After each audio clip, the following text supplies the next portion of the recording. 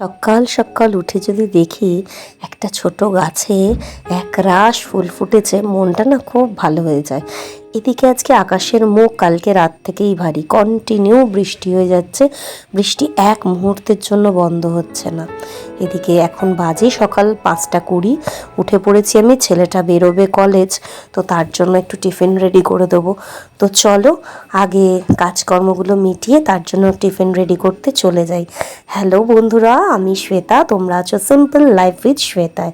কেমন আছো সবাই? আশা করি খুব ভালো আছো, যে যেখানেই আছো। সংসার মানেই শুধু কাজ আর কাজ, আর এই কাজ ছাড়া ভালোও লাগে না। মনে হয় যেন কাজ করলেই ভালো, কাজের মধ্যে থাকলেই ভালো। যাই হোক, সকালবেলা টিফিন করতে চলে এসেছি, বাকি কাজগুলো সেরে।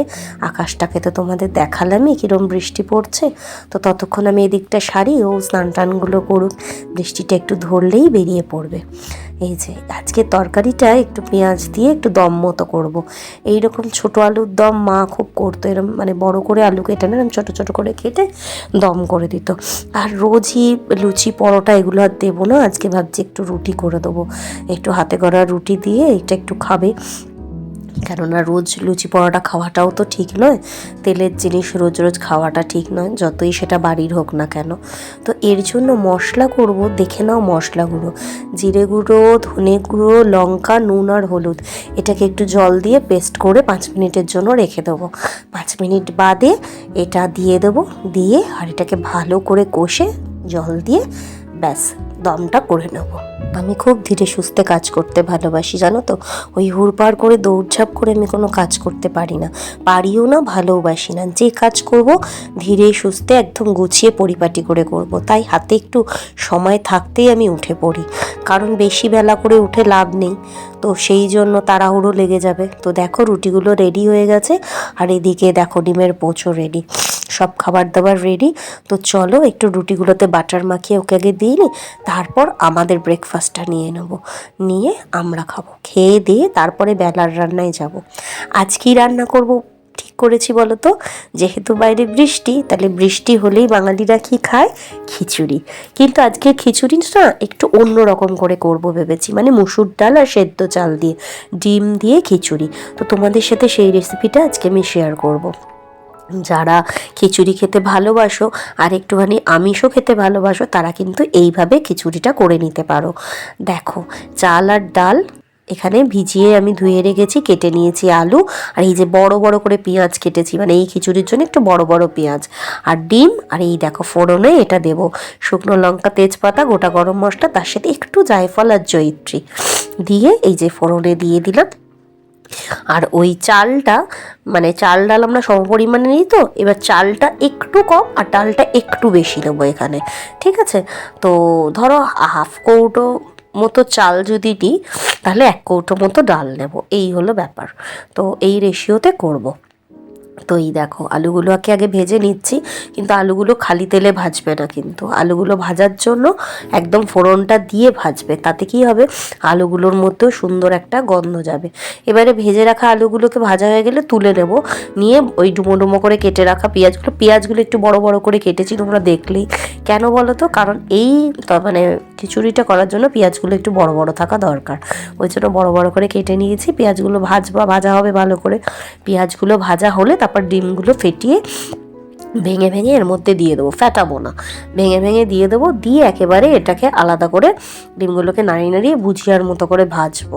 তবে বেশি ভাজতে হবে না ডিমগুলো যে অল্প ভাজা হবে তাতে চাল আর ডালটা দিয়ে দিতে হবে, ব্যাস। তারপরে নানা রকম মশলা দিয়ে কষা। রান্নাটা কিন্তু খুবই ইজি, মানে ইজিলি করে নেওয়া যায়। টেস্টটা হচ্ছে দুর্দান্ত টেস্ট হয়, যেহেতু ডিম পড়ে, পেঁয়াজ আদা রসুন পড়ে, সবাতে একটা দারুণ টেস্ট হয়। এই দেখো আমি রসুন আর আদাটা বেটে নেব, 2টো লঙ্কা দিয়ে, যেহেতু খিচুড়ি বেশি ঝাল হবে না, ওই জন্য 2টো লঙ্কা দিয়ে বেটে নেব। তো আর এই যে এই টমেটোটা আধখানা দিয়ে দেবো, তোমরা চাইলে টমেটোটা বেশি কম দিতেই পারো।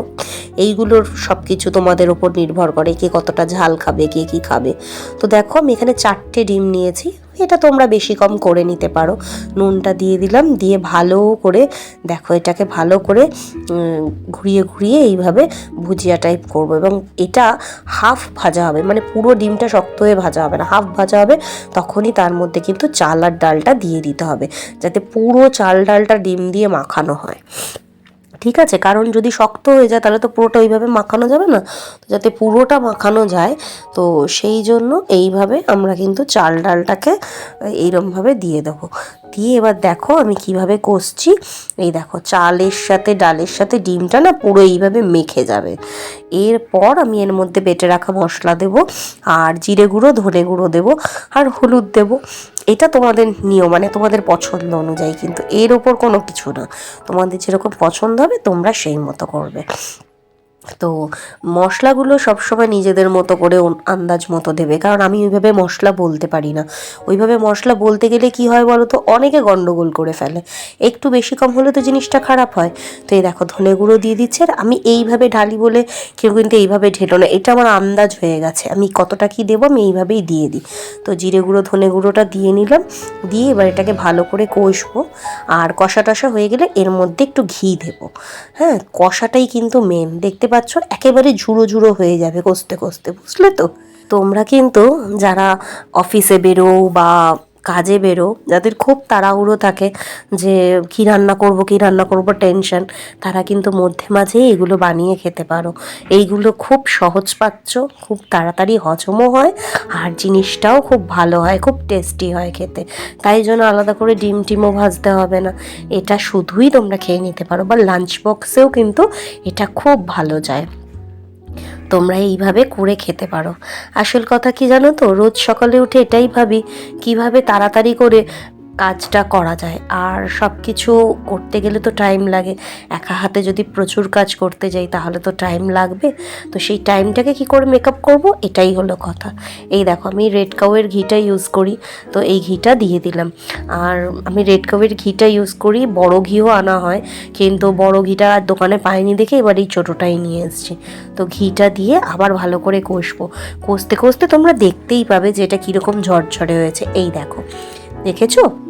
আর ওই কড়াটাতেই আমি জল বসিয়ে দিয়েছি একটু গরম হওয়ার জন্য, এই জলটাই ওইটার মধ্যে দিয়ে দেবো, দিয়ে ফুটতে বসিয়ে দেবো। দেখো কীরকম হয়েছে, বসিয়ে দিলাম এটা, এটা ততক্ষণ হোক আর আমি বাকি কাজ করি। আজকে তোমাদের আরেকটা কথা বলি, আজকে আমরা শুধু খিচুড়ি খাবো না কিন্তু, আজকে আমার ভগবানও কিন্তু খিচুড়ি খাবে। ভগবানের খিচুড়িটা হচ্ছে কাঁচা মাংস, চাল আর হলুদ, এই দিয়ে এই যে ভগবানের খিচুড়িও হচ্ছে আজকে, কিন্তু ভগবানও খিচুড়ি খাবে। তো এই যে আমরা খাবো আর ভগবান খাবে না, তা কি হয়। আর এই দেখো বেটে রেখেছিলাম, মানে ভিজিয়ে রেখেছিলাম মুসুর ডাল, সেটা একটু বেটে নেব আদা রসুন টমেটো আর শুকনো লঙ্কা দিয়ে। তো মুসুর ডালের বড়া ভাজবো, আর এই যে খিচুড়ি আর পটল ভাজা। তো দেখো এইভাবে বেটে রেখেছি, আর এর মধ্যে আমি একটুখানি কুচনো পেঁয়াজ লঙ্কা হলুদ দিয়ে আর একটু খাবার সোডা মিশিয়ে এইভাবে এটাকে ভালো করে মেখে কিছুক্ষণের জন্য রেখে দেবো। আর এটাকে যতক্ষণ একটু রেখে দেবো ততক্ষণে আমি কি করব, পটলটা ভেজে নেব। লাঞ্চটা আফটারঅল রেডি করতে হবে ঝটপট করে। তো দেখো এখানে এটা মাখা রইলো, আর আমি ওদিকে গরম গরম পটল ভাজা ভেজে নিই, একেবারে গরম গরম নামিয়ে গরম গরম জাস্ট খাবো। খেতেও দারুণ লাগবে, সময়টাও তাড়াতাড়ি হবে, আর গরম গরম খাওয়াটাও হবে। তো দেখো এদিকে পটল ভাজা হচ্ছে, আর এদিকে দেখো খিচুড়িটা একেবারে বসে রেডি হয়ে গেছে, জাস্ট পটলটার বড়াটা ভেজে নিয়ে খেয়ে নেবো আমরা। তো চলো বড়াটা এবার ভেজে নিই। এই যে কড়াই তেল দিয়ে দিয়েছি, এর মধ্যে বড়াটা আমি ভেজে নেব, ব্যাস। তো এবার খাবো ভেজেই গরম গরম। তো আজকের ব্লগটা এই অবধিই রইল, তোমাদের এই রেসিপিটা কেমন লাগলো জানিও, আর তোমরা আজকে কে কী রান্না করলে সেটাও জানিও। ভালো লাগলে লাইক কমেন্ট শেয়ার করো, আর যারা আজকে প্রথমবার আমাকে দেখছো আমার চ্যানেলটাকে, তাদেরকে বলবো সাবস্ক্রাইব করে পাশের বেল আইকনটাকে টুক করে ক্লিক করে দিও, যাতে আমার প্রত্যেকটা ভিডিও নোটিফিকেশন তোমরা খুব তাড়াতাড়ি পেয়ে যাও। তাহলে বড়াটা ভেজে গরম গরম খাবারটা দিয়ে দিই, আগে মাকে দেবো তারপর আমি খাবো, আজ তো শুধু মা আর আমি। তো চলো ঝটপট ঝটপট করে খেয়ে নিই, খেয়ে একটু রেস্ট নিই।